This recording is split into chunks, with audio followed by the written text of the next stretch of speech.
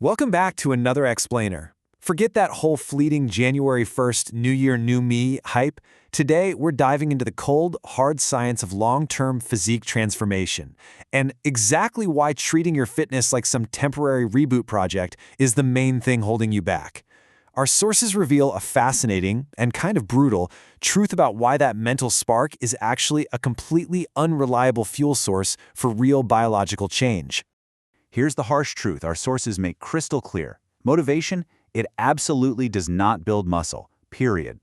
Your muscles only grow because you just keep showing up long after that initial excitement has totally evaporated.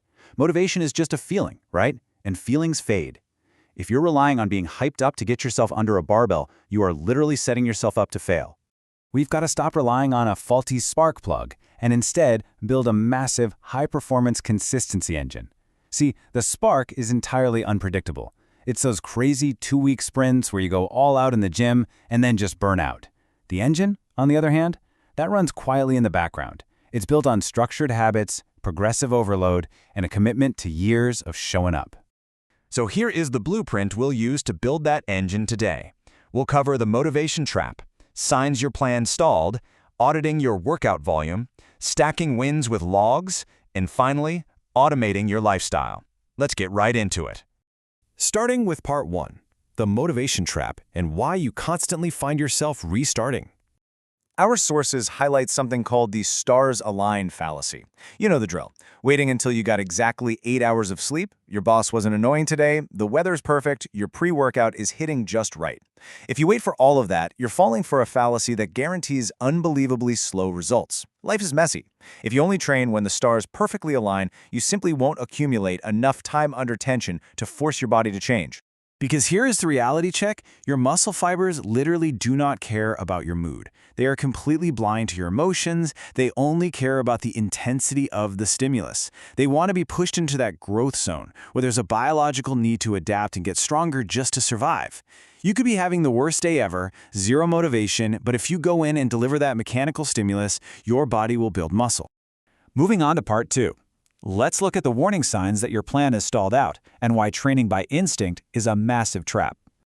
Get this, over 87% of people train and see absolutely zero results. They are just stuck in a loop. Look at these symptoms. Are your numbers frozen for months? Do you feel utterly destroyed after every workout, but your physique looks exactly the same? Or maybe you're just wandering around the gym picking random machines. That is a huge red flag. It means you're accumulating junk volume, which is all the fatigue with none of the actual adaptation.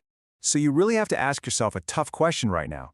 Are you actually triggering growth, or are you just performing fitness theater? Sweating feels productive, sure. Being tired feels like you did something.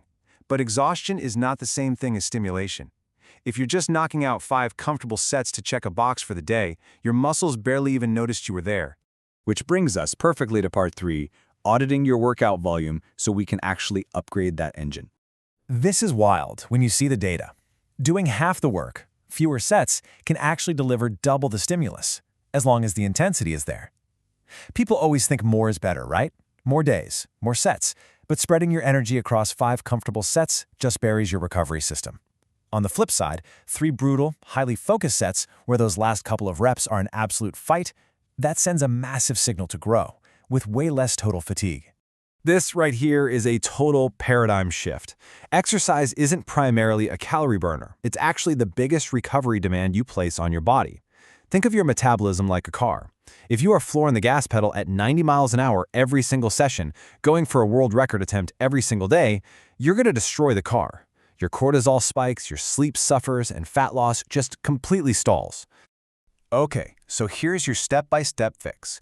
First, count your working sets and strip away that junk volume.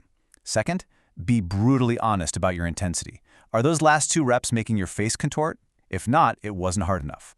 Third, cut your volume down to just 3 truly hard sets per exercise. We've got to stop training like maniacs and start working with our body's recovery system instead of fighting it. All right. Part 4. This is where we talk about the real cheat code, stacking wins with training logs. We all know muscle growth is frustratingly slow, and if you rely on random workouts, switching up your routine every time you see a new influencer post, you are going to get random results. Structure beats instinct every single time. By keeping a training log and repeating the same exercises week after week, you completely remove the guesswork. You stop asking, should I go, and start asking, what's on the schedule today? And that is exactly what progressive overload is. This is the golden rule, guys. It's the slow, methodical accumulation of tiny wins. You don't need to slap 20 pounds on your bench press overnight. Just aim for one more rep than last week, or add 2 kilos, or just control the weight on the way down a little bit slower. If the numbers in your Notes app aren't going up over time, your muscles aren't growing, period. This timeline is the ultimate years versus weeks reality check. Everyone wants a shortcut, right? But a decent physique takes months of locking in technique and banking those small wins. A truly insane superhero frame? That takes years of maintaining consistent programming without burning yourself out. Stacking these tiny wins week over week is what makes your results absolutely inevitable. Finally, Part 5. Automating your lifestyle through NEAT and protein. 10,000 steps. I know, it sounds super basic, but walking is legitimately one of the most underrated metabolism boosters on Earth. It's the ultimate way to put miles on your engine without demanding massive willpower or frying your central nervous system. You don't get gassed, you don't wreck your knees, and you don't come home craving a mountain of junk food like you do after a brutal HIIT session. When you actually break down human metabolism, your gym session, that intense hour of lifting, is the smallest slice of your daily calorie burn. The biggest piece is just existing, your basal metabolic rate. But the second biggest, that's NEAT, non-exercise activity thermogenesis. That's your daily steps, pacing, standing around. By focusing on steps, you are pulling a massive metabolic lever that most people completely ignore while they obsess over the treadmill. And then we have the protein habit. Hitting that 1.6 to 2 grams per kilo target isn't just for bodybuilders. It's the premium fuel your body literally requires to recover and build your engine bigger. Plus, it has a massive thermic effect. Get this, your body burns up to 30% of the calories in protein just digesting it. It's basically a free metabolism boost built into every meal, and it kills cravings. This shouldn't be a temporary diet, it's a daily requirement. So how do we put this all on autopilot? Check out this simple daily flow. In the morning, take your phone calls while walking and grab a high-protein breakfast. Afternoon, park at the back of the lot, take the stairs, have a protein snack. Evening, nice post-dinner walk and a nutrient-dense protein dinner. Boom, you've automated your lifestyle, fat drops and muscle grows without needing to summon a single drop of motivation. To wrap up all the science we've gone through today, the consistency formula is the only one that actually works. Long-term winners aren't relying on emotional 2-week sprints. They are the ones who picked a sustainable program, fueled it right with protein, got their steps in, and are still quietly grinding 6 months or 6 years later.